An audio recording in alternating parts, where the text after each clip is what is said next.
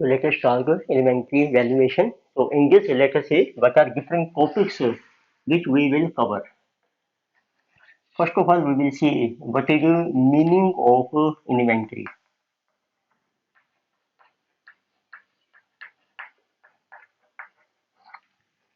Right, what is the meaning of inventory? Second, we will see how to determine cost of inventory. That is the determination of cost of inventory.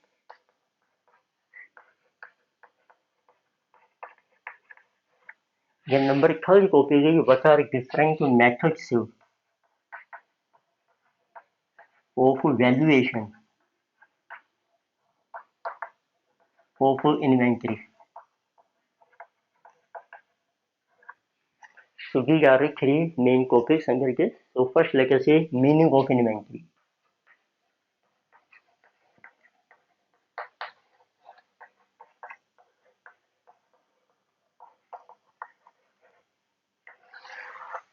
So inventory simply means stock of goods. So inventory means the stock of goods. Or it is also called as things.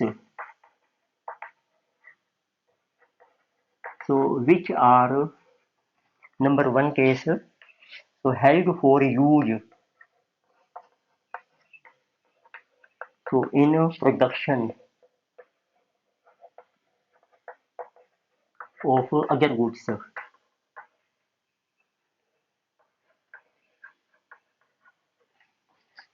Right inventory को हम simply कहते हैं stock goods का stock है या things हैं which are held for use जो आपने रखी है यूज करने के लिए in production of other goods तो जिसके थ्रू आपके अदर गुड्स की प्रोडक्शन होगी उसमें किस टाइप की इन्वेंट्रीज आती हैं जैसे रॉ मटेरियल है आपके पास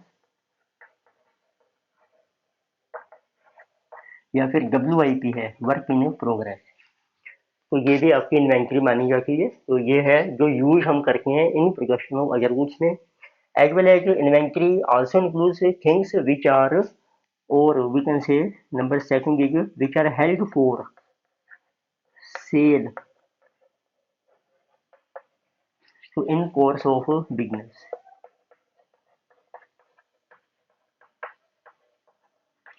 या फिर वो आइटम्स जो आपने रखी हैं बिजनेस में सेल करने के लिए तो इसमें हेल्ड फॉर सेल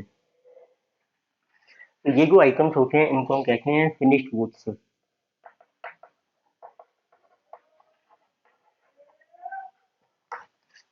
उसमें से दो तरह की इन्वेंट्रीज होती हैं या तो प्रोडक्शन में ये यूज हो जाएंगी प्रोडक्शन भी कह सकते हैं या हम कह सकते हैं कंजम्पशन आल्सो ये कंज्यूम हो जाएंगी आपकी जब आप दूसरी गुड्स को प्रोड्यूस करेंगे या फिर उनको सेल करेंगे आप तो दे आर कॉल्ड इन्वेंट्री तो उसमें इसके बेस पर देखते हैं अब किस किस टाइप की इन्वेंट्रीज हैं आपकी टाइप्स ऑफ इन्वेंट्री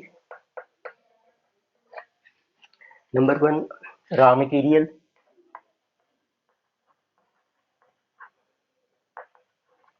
सेकंड आपने देखा WIP वर्क इन प्रोग्रेस तो इसी तरीके से जब आप प्रोडक्शन करते हैं तो कुछ हमारे पास स्पेयर पार्ट्स भी होते हैं जो आप यूज करते हैं प्रोडक्शन में और कुछ आपके पास छोटे छोटे मटेरियल्स होते हैं उनको हम कहते हैं स्टोर्स तो मीन्स ये भी हमारी इन्वेंट्री मानी जाएगी और फाइनली आती है फिनिश गुड्स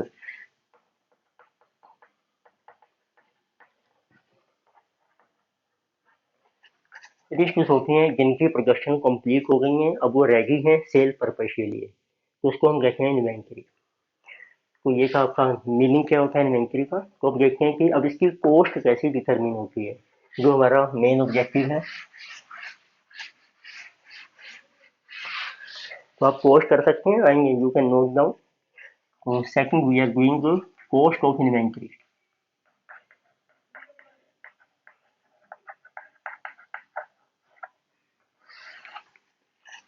उसमें सब आपने देखा अब दो तरह की इन्वेंट्री हो गई है एक तो जो प्रोडक्शन में यूज होगी या फिर जो आपकी फर्दर फिनिश गुड्स बनेंगी आपकी अब जो इन्वेंट्री होती है आपके पास अब हम कह सकते हैं कि दो तरह की हैं या तो आप उसको मैन्युफैक्चर कर रहे हैं अपनी फैक्ट्री में इट मीन्स फर्स्ट केस है यदि आपका ये है manufactured goods,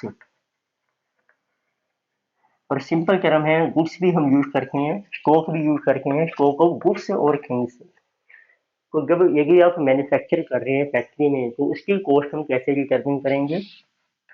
so cost of goods manufactured,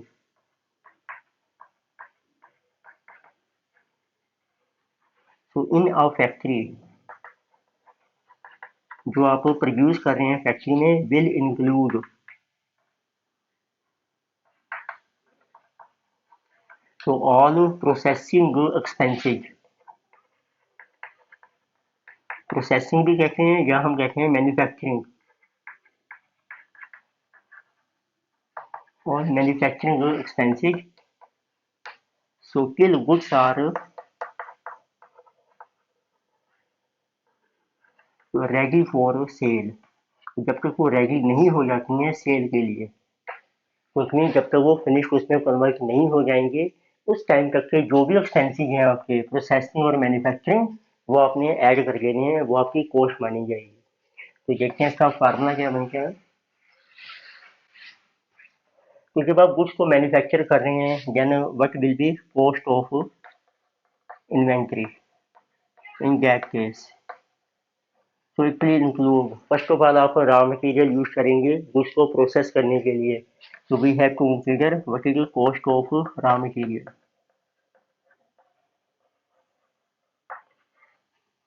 फिर हम लेबर अप्लाई करते हैं जो रॉ मटेरियल को कन्वर्ट करता है फिनिश गुड्स में, तो उनको जो वेजेस पे करते हैं जैसे कहा कि डायरेक्ट लेबर कॉस्ट,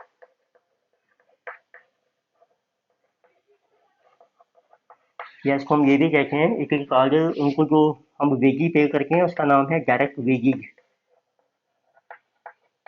और प्लस आपने लेने हैं अगर मैन्युफैक्चरिंग एक्सपेंसेस।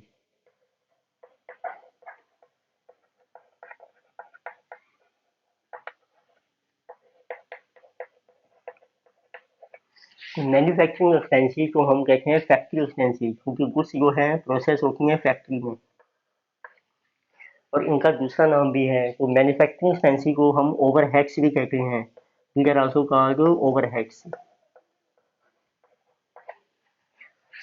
तो ये सारे आप ऐड कर लीजिए। सबसे पहले मटेरियल हम परचेज करते हैं उसकी कॉस्ट आ जाएगी, लेबर की कॉस्ट आ जाएगी, फिर जो उसको मैन्युफैक्चर करने के एक्सपेंसेस होंगे, तो ये आपकी कॉस्ट ऑफ इन्वेंट्री मानी जाएगी। अब आता है सेकंड केस, देखिए आप बनी बनाई गुड्स बाहर से परचेज करते हैं और उसको डायरेक्ट सेल कर रहे हैं, तो क्या की कहा जाएगा traded goods. So what is cost of inventory of second item? तो सेकंड टाइप ऑफ इन्वेंटरी के called उनको हम कहते हैं traded goods.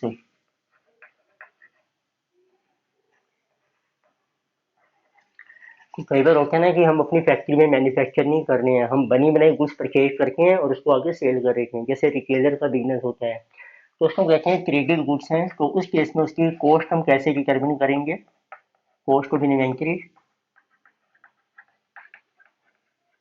So it will include, तो जब आप परचेज कर रहे हैं तो उसका परचेज प्राइस क्या है? तो सबसे पहले आइटम आती है आपकी परचेज कॉस्ट ऑफ गुड्स, और कई बार हम बल्क में परचेज करती हैं फिर आपको ट्रेड डिस्काउंट मिल जाता है, तो वो आप लेस कर दीजिए माइनस ट्रेड डिस्काउंट।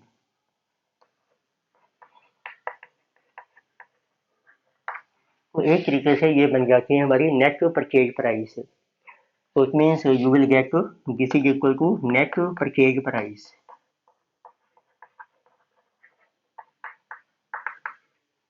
फिर आपको कई बार टैक्स भी पे करना पड़ता है जब आप गुड्स परचेज करते हैं, देन यू कैन ऐड, और उसको हम कहते हैं सेल्स टैक्स।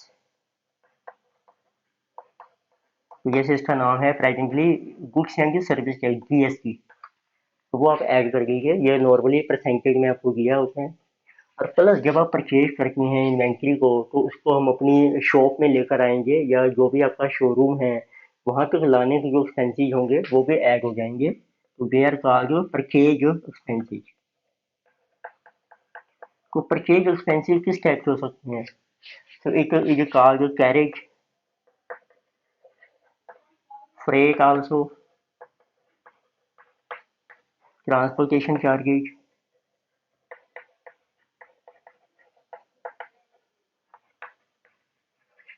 और कई बार जो सेलर होता है वो आपसे पैकिंग के चार्जेस भी कुछ ले रहा है, पैकिंग चार्जेस, वो सारे आप ऐड कर लीजिए। ये बन जाएगी आपकी कॉस्ट ऑफ इन्वेंट्री, मीन जो कुछ आपने परचेज किया उसकी कितनी कॉस्ट है। परचेज प्राइस आएगा less trade discount, this is net purchase price. फिर उसमें जीएसटी ऐड हो जाएगा इफ इट इज गिवन, और जितने भी परचेज से रिलेटेड एक्सपेंसेस हैं आपके, उसको फैक्ट्री तक लाने के लिए या अपने गोडाउन तक लाने के लिए या अपने शोरूम तक लाने के लिए, उसमें आपका carriage, freight, transportation charges, packing charges etcetera. तो इस तरीके से आपकी कॉस्ट ऑफ इन्वेंट्री डिटरमिन हो गई है। तो ये था हमारा दूसरा पॉइंट, कि पहले था इन्वेंट्री का मीनिंग हमने किया, फिर उसकी कॉस्ट कैसे डिटरमिन आती है, और मेन पॉइंट आता है उसको मेथड्स क्या हैं उसको वैल्यू करने के। तो let us see what are methods of valuation of inventory.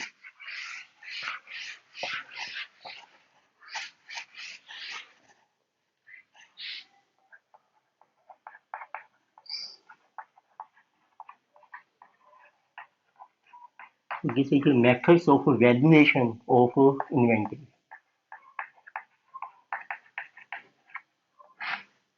तो नॉर्मली इन्वेंट्री की वैल्यू की हमें जरूरत क्यों पड़ती है, तो जब आप अपनी बनाते हैं पी एंड एल अकाउंट, या जैसे आप बैलेंस शीट बना रहे हैं, तो जैसे आपको पता ही है ये हम बनाते हैं at end of year. So at end of year normally जो हमारा अकाउंट्स है उसमें चलता है अकाउंटिंग ईयर,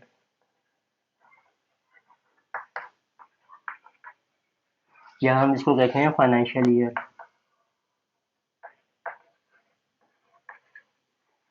फॉर एग्जांपल आपका अकाउंटिंग ईयर है या फाइनेंशियल ईयर 2019 टू 20, तो ये स्टार्ट होता है आपका 1 अप्रैल,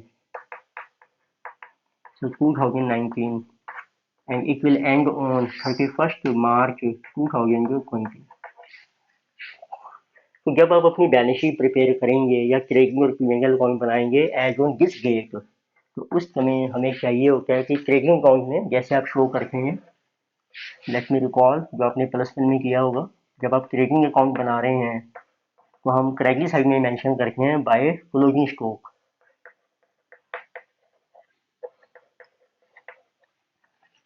तो क्लोजिंग स्टॉक होता है स्टॉक ऑफ गुड्स जो आपने सेल नहीं किया है by the end of year, इसी को हम इन्वेंट्री भी कहते हैं। Stock means inventory. तो यहाँ पर आपने जो स्टॉक शो करने हैं वो हम शो करके हैं उसकी कॉस्ट कितनी है, राइट। तो कॉस्ट मीन्स, तो और वही आपने डिटरमिन करनी है कि जो स्टॉक बचा है अब उसकी वैल्यू कैसे डिटरमिन की जाए। तो उसके हमारे पास कई मेथड हैं। ऐसे जब आप बैलेंस शीट बनाते हैं उसमें आप शो करते हैं, तो बैलेंस शीट में जैसे आपकी एसेट साइड है, यहाँ भी हम शो करते हैं क्लोजिंग स्टॉक। तो it means in financial statements, ये दो फाइनेंशियल स्टेटमेंट्स हैं आपकी ट्रेडिंग पी&एल और balance sheet, we have to show stock. तो this stock is valued at cost, इसको वैल्यू करते हैं एट कॉस्ट। अब वही हम डिस्कस करेंगे कि अब ये जो कॉस्ट आपने कैलकुलेट करनी है, जो स्टॉक आपका बच गया है उसको कैसे वैल्यू किया गया है, उसके कुछ मेथड्स हैं। तो let us see goes one by one. तो आप पॉज करके सारा राइट डाउन कर सकते हैं।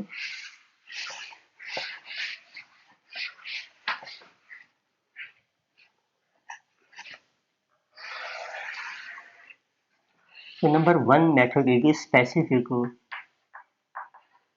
Identification method,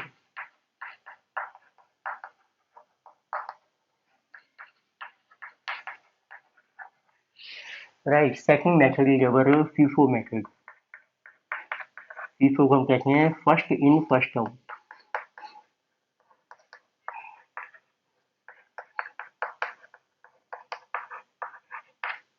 So then we have LIFO method, LIFO. LIFO means last in first out.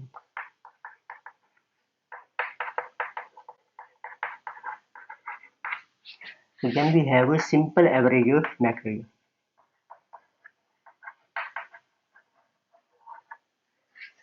Another one is weighted average method.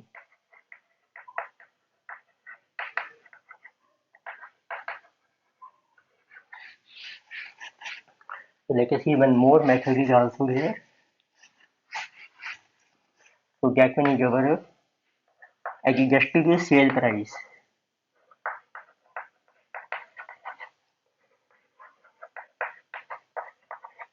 So adjusted sale price method. It is also called retail price method.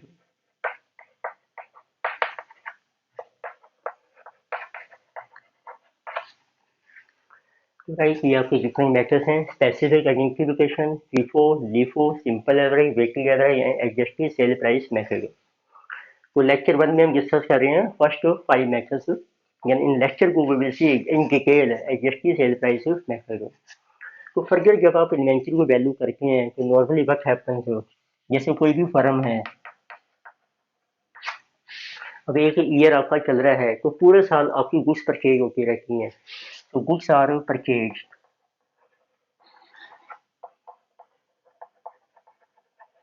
so throughout the year, right. जैसे आपका year start होता है 1 अप्रैल से लेकर 31 मार्च, तो पूरे साल different different dates के ऊपर गुड्स हम परचेज करते रहते हैं, ऐसी उनकी सेल भी होती रहती है। And goods are also sold, goods are also sold throughout the year.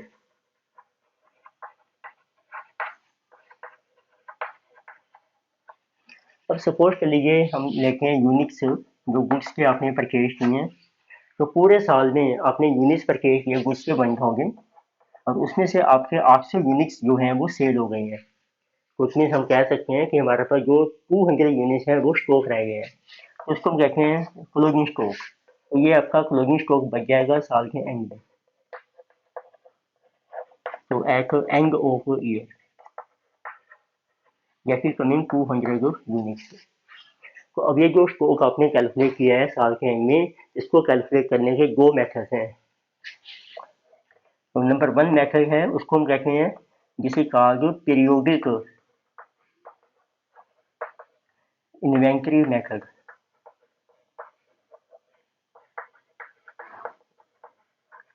Right. Periodic का मतलब क्या होता है, एक पीरियड लेते हैं हम, जैसे पीरियड आपका ईयर लिया है हमने, तो उस पीरियड के एंड में हम कैलकुलेट करेंगे कितना स्टॉक है डायरेक्ट, टोटल परचेज कितनी है, उसमें कितने सेल हो गए, आपका स्टॉक आ जाएगा। तो इसको कहते हैं periodic inventory. It means we determine closing stock at end of period.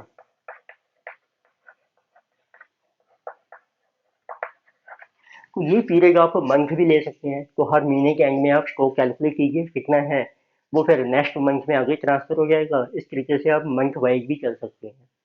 अच्छा, एक होता है कि हम डेली बेसिस पे चेक करते हैं, जैसे अब 1 अप्रैल है, 1 अप्रैल को कितनी परचेज थी, कितनी सेल हुई और कितना स्टॉक बचा, वो नेक्स्ट डे आपका ओपनिंग बन जाता है। 2 अप्रैल को फिर देखेंगे कितनी परचेज है, कितनी सेल है, कितना स्टॉक बचा। उस मेथड का नाम है, उसको कहते हैं परपेचुअल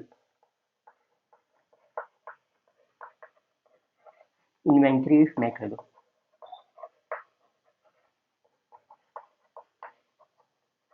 राइट। तो परपेचुअल होता है कॉन्टिन्यूस, डेली बेसिस पर हम चेक करते हैं स्टॉक को।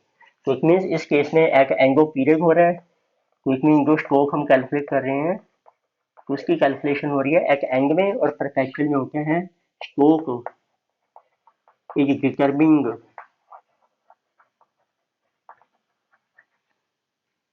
Stock is determining on daily basis. तो डेली का मतलब होता है, सपोज करो 1 अप्रैल को परचेज की, 1 अप्रैल को सेल की, उस दिन आप स्टॉक कैलकुलेट कर लीजिए।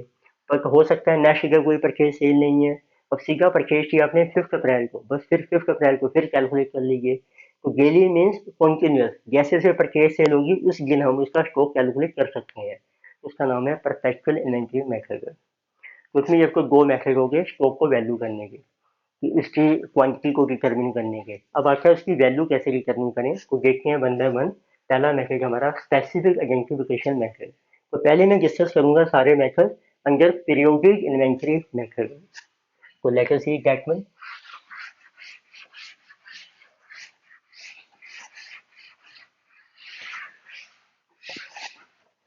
तो पहले हम स्टार्ट कर रहे हैं वो पीरियोडिक इन्वेंट्री वैल्यूएशन मेथड।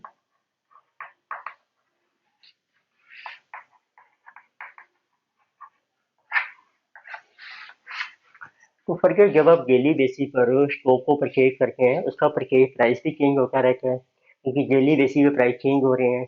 तो इसीलिए हमारे कुछ मेथड्स बने हैं कि उसके थ्रू आपको वैल्यू डिटरमिन करनी है। तो पहला मेथड हम ले रहे हैं स्पेसिफिक आइडेंटिफिकेशन मेथड।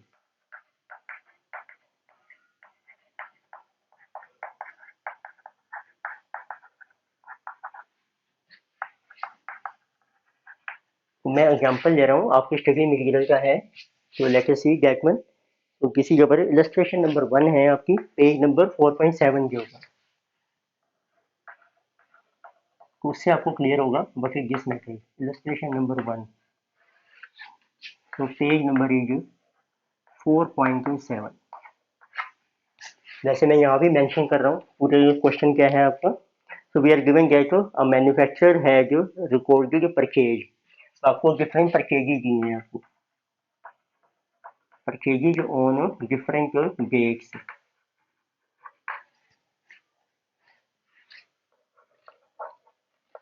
तो उस मैन्युफैक्चरर है उसने गुड्स परचेज किए हैं डिफरेंट डेट्स के ऊपर। लेट अस सी, जो आपको डेट दे रखी है।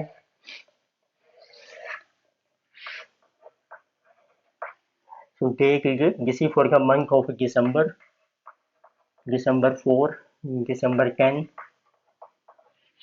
December 11, so December 19 and 28.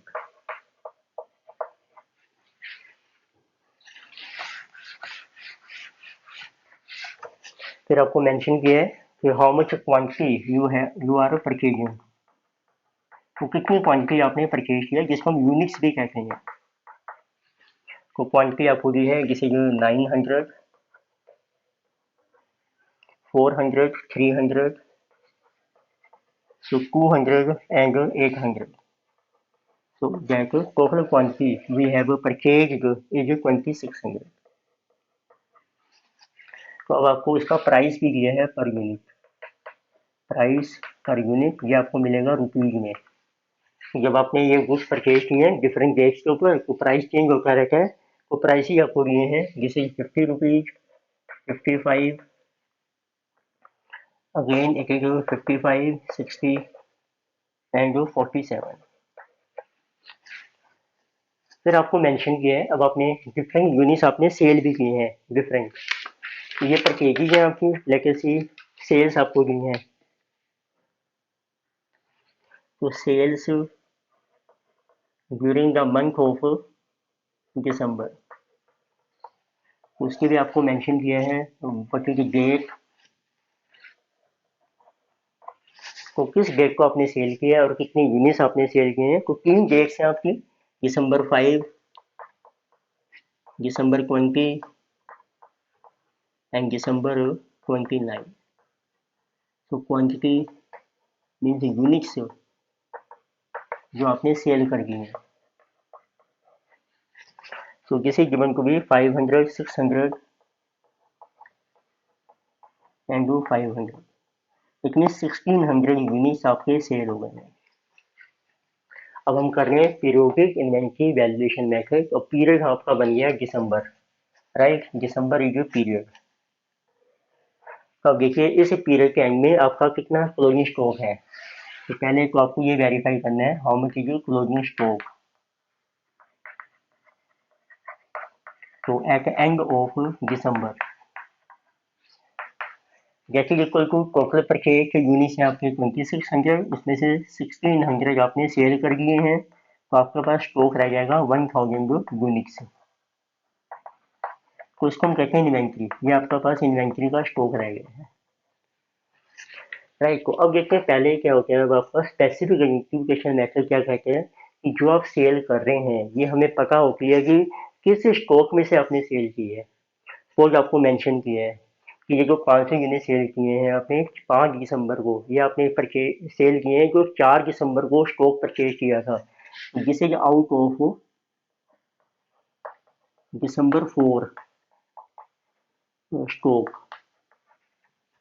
तो कहते हैं स्पेसिफिकली हम आइडेंटिफाई कर सकते हैं कि जो सेल हो रही है वो किस लॉट में से हो रही है या किस स्टॉक से हो रही है। फिर आपने सेल किया देखो दिसंबर 20 को 600 यूनिट्स। ये भी आपको इस पोस्टर में मेंशन किया है कि ये आपने सेल किए हैं 20 को है, ये आपने सेल किए हैं 400 यूनिट्स आपने दिसंबर 10 में से किए हैं। 400 out of stock of December 10 और जो परचेज हुए थे आपके। और जो 200 हैं वो आपने सेल किए हैं सपोज आपने दिसंबर 19 के, and 200 is out of stock of December 19। तो सोच हम स्पेसिफिकली आइडेंटिफाई कर सकते हैं, हमें पता है कि कौन सा स्टॉक कहाँ से सेल हो रहा है आपका। फिर दिसंबर 29 को 500 यूनिट सेल किए हैं, सपोज ये किए आपने दिसंबर 21 के स्टॉक में से, तो this is out of December 28। ठीक है, तो इसका नाम है अब आपका स्पेसिफिक आइडेंटिफिकेशन। तो हमारा क्वेश्चन क्या है कि इन्वेंट्री की आपने वैल्यू डिटरमिन करनी है। वैल्यू मीन्स उसकी कितनी कॉस्ट है। अब आप पहले ये डिटरमिन कर लीजिए कॉस्ट ऑफ परचेज कितनी है आपकी, what is total cost of purchase.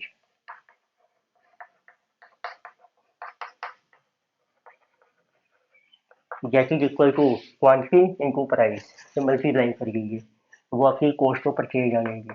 900 into 50 45,000।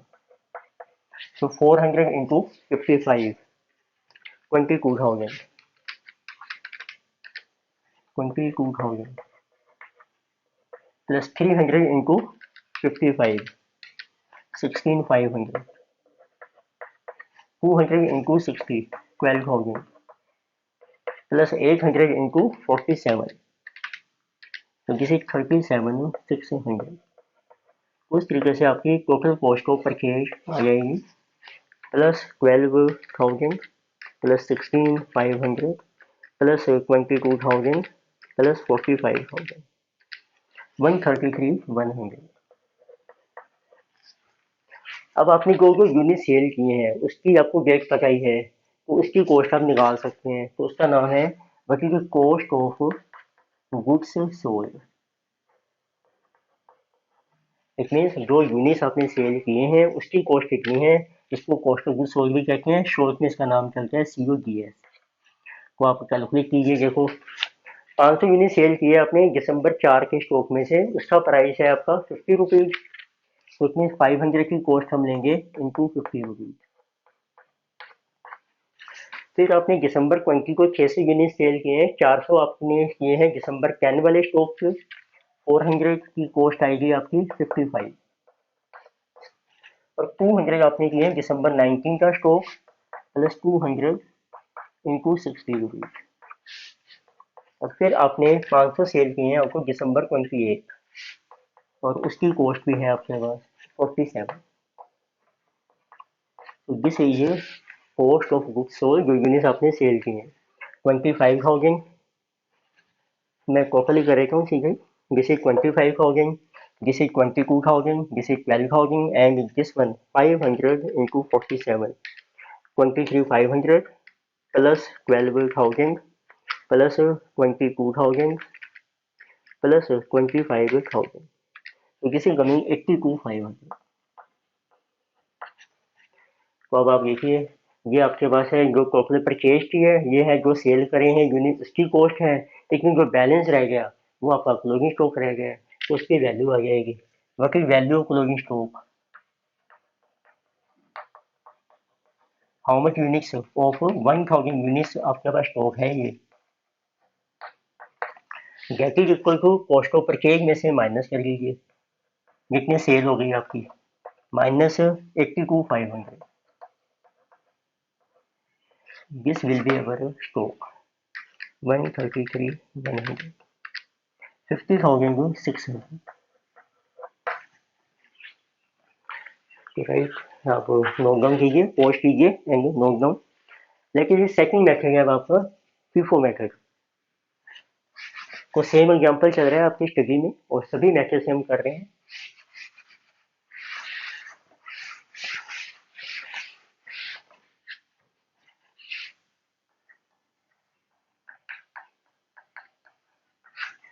ये मेथड सिंपल है, first in first out means जो गुड्स पहले रिसीव हुई हैं वो पहले सेल हो जाएंगी आपकी।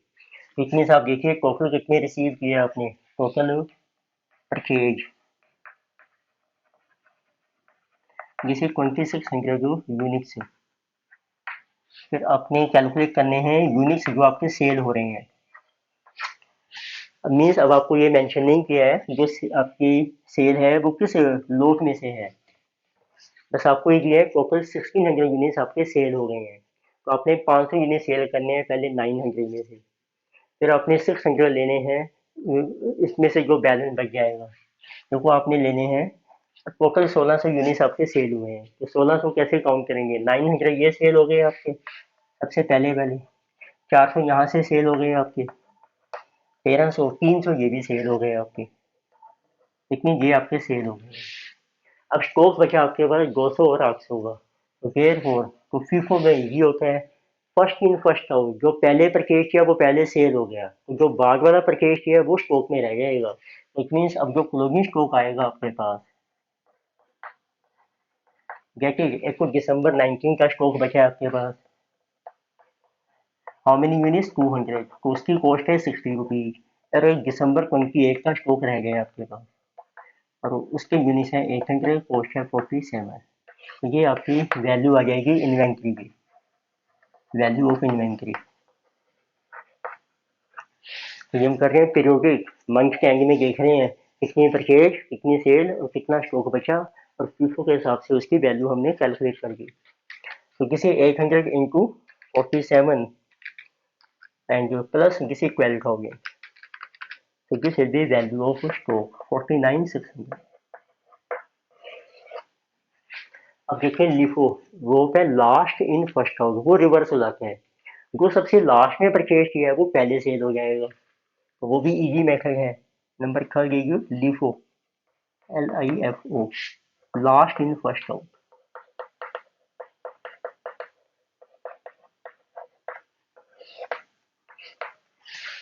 उसमें देखते हैं, देखो परचेज तो है ही आपके पास 26, अब जो सेल किए हैं वो आपकी कौन कौन सी हैं, तो सेल्स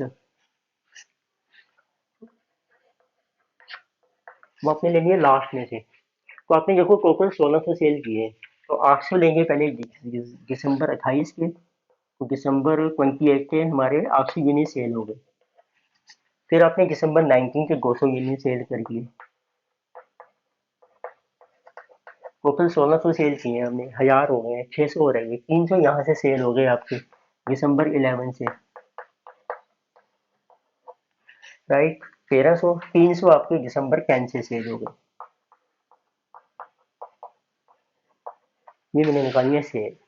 रिवर्स कर रहे हैं, LIFO mean last in first out, जो लास्ट में परचेज किया है वो पहले सेल कर दो आप, 800 200 300 और 300 यहाँ से। अब स्टॉक बच जाएगा आपके पास, तो आप देखिए क्लोजिंग को जो बचेगा आपका पास कहाँ से बच जाएगा। एक तो दिसंबर 10 में से 400 में से 300 सेल हो गए, 100 का स्टॉक बच गया आपका, और दिसंबर 4 का बचा हुआ है स्टॉक, दिसंबर 4 के यूनिट्स है हमारे पास 900, एंड दिसंबर 10 के आपके पास बचे हैं 100 यूनिट्स। तो उसकी कॉस्ट आपको पड़ गई है 50-55, तो उससे मल्टीप्लाई कीजिए 50 एंड 55, ये आपकी स्टॉक की वैल्यू आ जाएगी, this is value of stock. तो how much it is, 45,000 plus 5500, 50,500। तो आप देखेंगे हर मेथड में वैल्यू आपकी चेंज हो रही है स्टॉक की, ये था थर्ड मेथड। अब आते हैं फोर्थ, फोर्थ इजी मेथड है।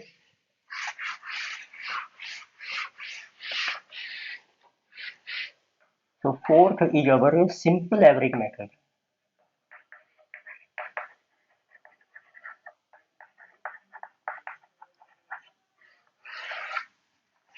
तो सिंपल एवरेज में क्या होता है, जितने भी रेट्स है ना आपके पास, जैसे अब पीरियड टाइम हो गया दिसंबर का, जितने भी रेट्स आप जिस जिस रेट पे आपने परचेज किए हैं, इन 5 रेट है उनकी सिंपल एवरेज निकाल लीजिए। तो we calculate simple average rate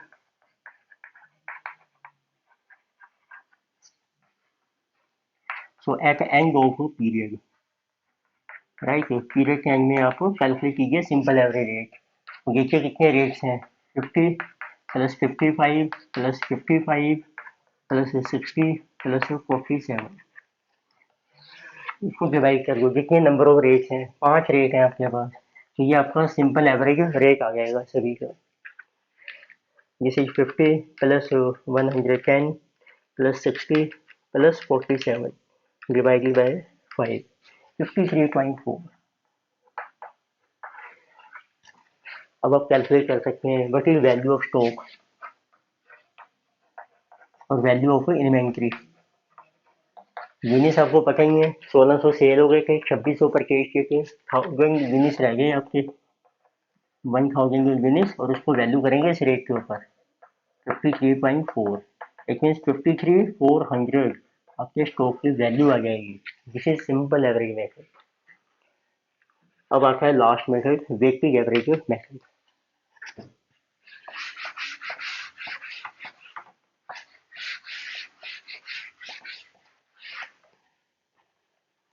जिसमें जबर फिफ्थ वेटेड एवरेज मेथड।